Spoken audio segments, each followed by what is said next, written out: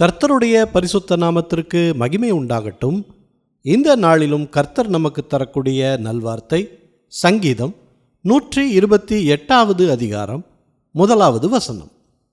கர்த்தருக்கு பயந்து அவர் வழிகளில் நடக்கிறவன் எவனோ அவன் பாக்கியவான்.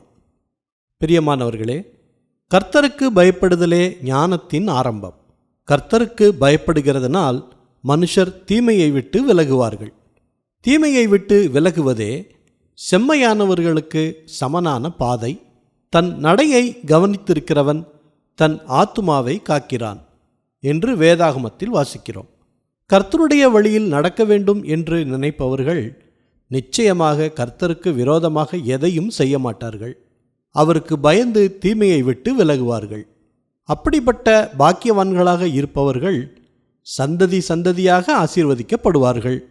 பாக்கியமும் நன்மையும் உண்டாயிருக்கும். ஜெபிக்கலாமா? நல்ல தகப்பனே, இந்த நல்வார்த்தையை தந்ததற்காக நன்றி செலுத்துகிறோம்.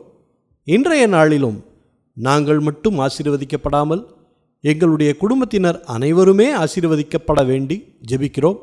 கர்த்தருக்கு பயந்து தீமையை விட்டு விலகுகிற ஞானத்தை கொடுங்க, பலனை கொடுங்க.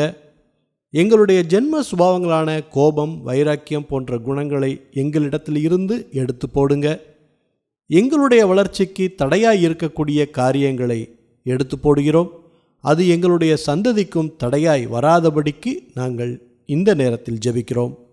எல்லா துதி கன மகிமை எல்லாவற்றையும் உமக்கே செலுத்துகிறோம். இயேசு கிறிஸ்துவின் நாமத்தில் ஜெபிக்கிறோம் பிதாவே. ஆமேன், ஆமேன். இந்த நல்வார்த்தையை மற்றவர்களுக்கும் பகிருங்கள். மற்றவர்களுக்கும் கர்த்தருடைய ஆசீர்வாதம் கிடைக்கட்டும். கர்த்தர் உங்களையும் உங்கள் குடும்பத்தாரையும் அளவில்லாமல் ஆசீர்வதிப்பாராக. ஆமேன்.